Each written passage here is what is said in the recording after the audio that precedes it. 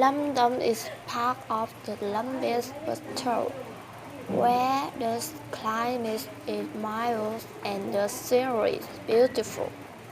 I love London, where I was born and grew up.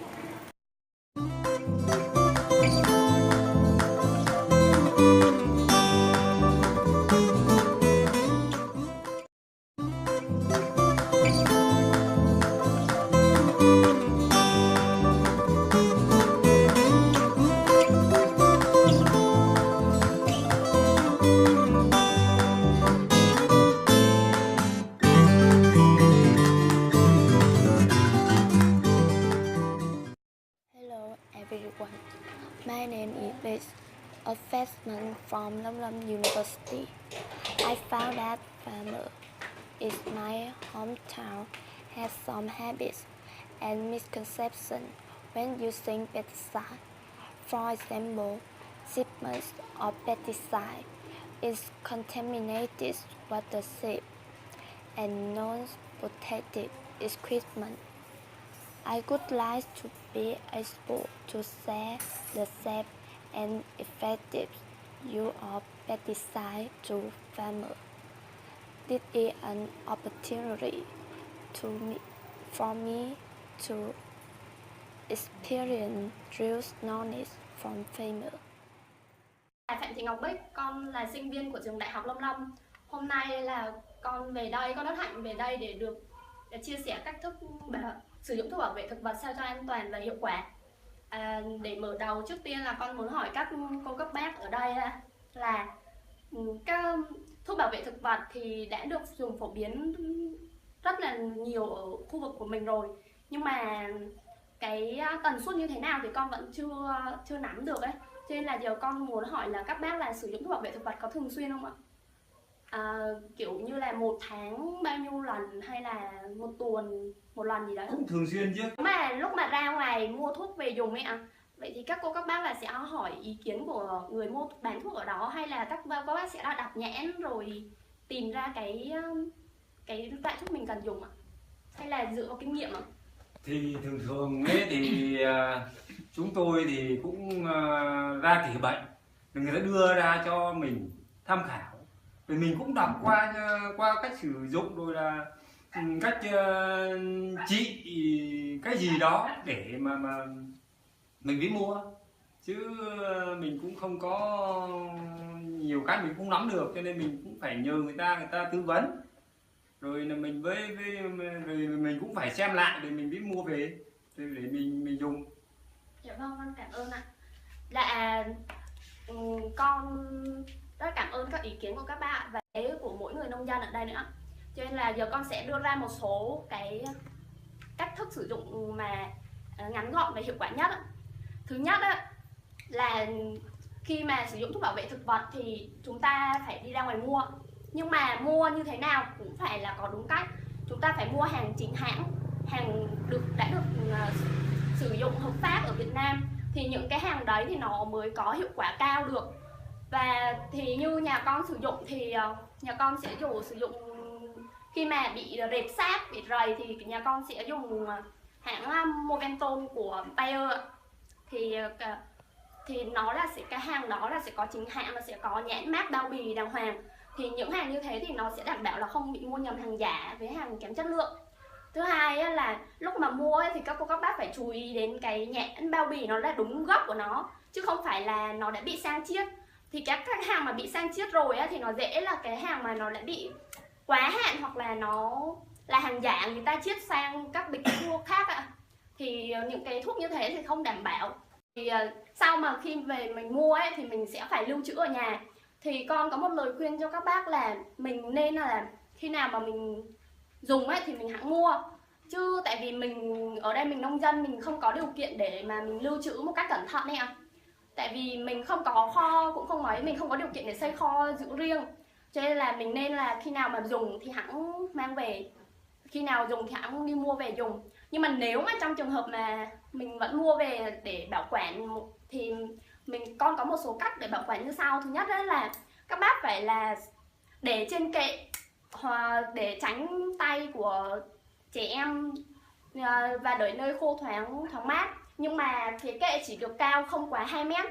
Thứ hai á, là không được để chung, để lẫn ở gần các khu vực sinh hoạt, thì như vậy nó sẽ bị ảnh hưởng đến thuốc, ảnh hưởng đến sức khỏe của con người ạ. Rồi thứ ba là khi mà mình ấy thì nếu mà có thể thì chúng ta có thể để trong các kho dự trữ, thì để ngăn cách riêng á, thì như vậy nó sẽ đảm bảo không bị ảnh hưởng đến sức khỏe.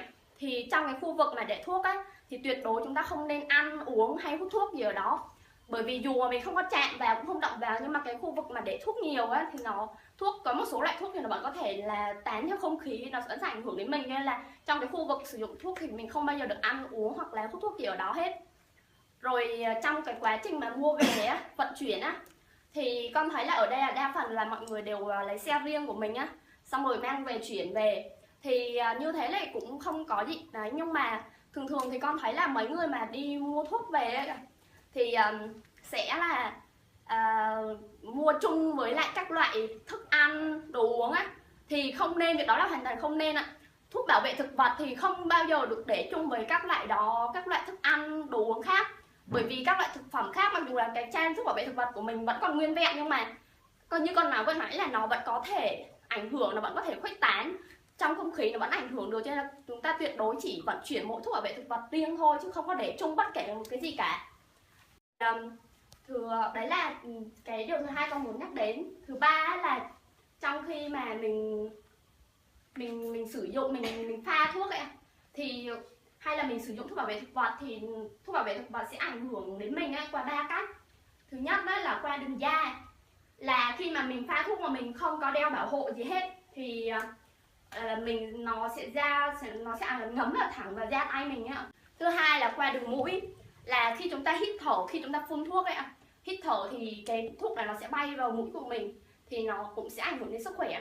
Thứ ba là về qua đường miệng, là lúc mà chúng ta đang tiếp xúc với thuốc bảo vệ thực vật, chẳng hạn như là đang pha thuốc dở, xong có nhiều người là thấy mệt quá, xong rồi không phun thuốc được nữa, xong rồi họ sẽ mang đồ ăn ra ăn để kiểu bổ sung năng lượng ấy ạ. Như thế là sẽ đem nguyên cái tàn dư thuốc sẽ đưa vào miệng của mình á, đưa vào người mình qua cái đường miệng. Đó là 3 cách truyền của thuốc bảo vệ thực vật vào con người. Thứ 4 là con muốn nói đến, vì nó lan truyền như thế nên chúng ta phải sử dụng dụng cụ bảo hộ. Mà các dụng cụ bảo hộ mà phổ biến, mà kiểu tối thiểu nhất chúng ta phải có, thứ nhất là mũ, thứ hai là găng tay, thứ ba là quần áo tay dài, thứ 4 là găng tay, thứ 4 là cái mặt nạ lọc, thì thứ 5 là ủng. Còn cuối cùng thì con muốn nói đến lúc mà các bác phun thuốc và xử lý. Thì lúc mà các bác phun thuốc ấy, thì trước khi đấy là con thấy đa phần là các bác sẽ mang ra ngoài vườn phun, hoặc là những cái nơi mà mình phun thuốc để xử lý thuốc là chính. Thì như thế là con thấy là việc đấy con nên hoan nghênh ạ, bởi vì việc thuốc mà mình pha sẵn ở nhà ấy, sẽ ảnh hưởng đến khu vực sinh hoạt đấy ạ. Cho nên là mình nên mang ra nơi mà mình chuẩn bị xử lý thuốc bảo vệ thực vật ấy, để pha liều lượng. Nhưng mà lúc đấy thì đặc biệt là lúc đấy là phải chú ý quan trọng nhất, bởi vì cái lúc pha thuốc ấy mới là lúc mà thuốc bảo vệ thực vật đậm đặc nhất, và nó sẽ ảnh hưởng nhất đến sức khỏe.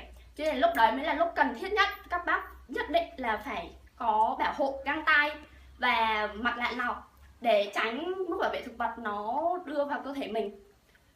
Còn cái lúc mà xử lý thuốc ấy, thì con có một số lưu ý nhỏ là chúng ta phải quan trọng đến yếu tố thời tiết đấy ạ. Là không nên để xịt thuốc mà ngược gió, hoặc là buổi nắng nhiệt độ quá cao trong mùa hè hay là mùa này mà nắng quá gắt ấy, thì nó vừa ảnh hưởng đến chất lượng của thuốc bảo vệ thực vật, thứ hai là nó ảnh hưởng đến cả sức khỏe của mình nữa.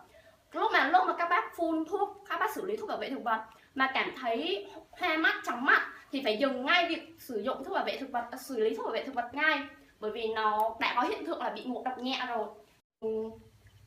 Cái lúc mà xử lý thuốc bảo vệ thực vật đấy ạ, thì theo con thấy là có một số người là có vườn ở gần các khu vực nguồn nước, thì các bác không nên là đưa thẳng bình xuống đó để pha, để lấy nước rồi để rửa bình. Như thế là cái thuốc bảo vệ thực vật nó sẽ đưa thẳng xuống vào nguồn nước, thì như vậy là sẽ ảnh hưởng lớn đến sức khỏe, đến cái nguồn nước sinh hoạt, thì gây đến một số bệnh. Như là ở tỉnh Nghệ An bây giờ có một cái xã là do sử dụng thuốc bảo vệ thực vật quá nhiều và đổ xuống cái nguồn nước sinh hoạt, đã gây lên tình trạng là bệnh ung thư rất nhiều. Cái bệnh ung thư là có rất nhiều nguyên nhân ấy, mà nguyên nhân mà ở xã đó tìm hiểu lớn nhất đó chính là sử dụng thuốc bảo vệ thực vật, mà lại là nó lan tỏa vào trong người nước. Thành ra như thế là bị ở xã đó mới là rất nhiều người chết do bệnh ung thư. Rồi tất cả những gì con muốn chia sẻ thì ở đây là con đã chia sẻ rồi. Bây giờ có bác nào muốn có ý kiến gì cho con không?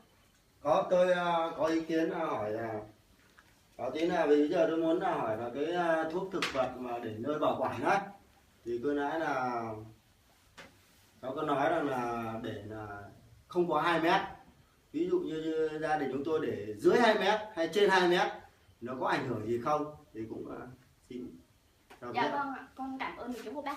Là con có nói là để kệ không quá 2 mét, là chúng ta nếu mà để cao lên 2 mét thì sẽ ảnh hưởng của nhiệt độ phòng ở trên cao, nó sẽ có nhiệt độ cao hơn ạ, sẽ có ảnh hưởng đến thuốc bảo vệ thực vật. Với lại thứ hai á, là lúc mà mình vận chuyển á, thì nó sẽ khó trong cái quá trình vận chuyển, rồi dễ gây gãy đổ, dễ gây làm đổ, rồi dễ gây nói chung là các loại khó khăn trong cái chuyện quá trình vận chuyển với lưu trữ.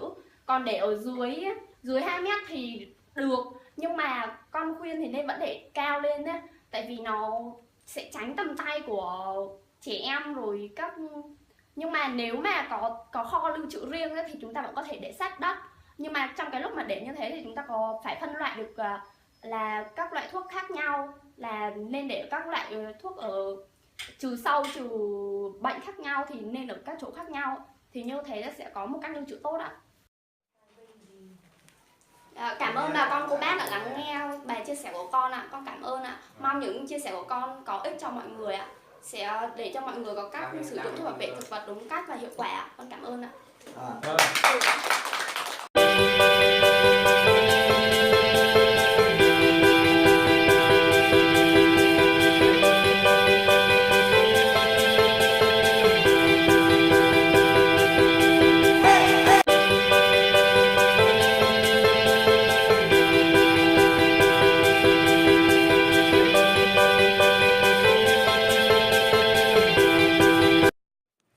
After meeting and talking with London farmer, I lost a lot of practical experience.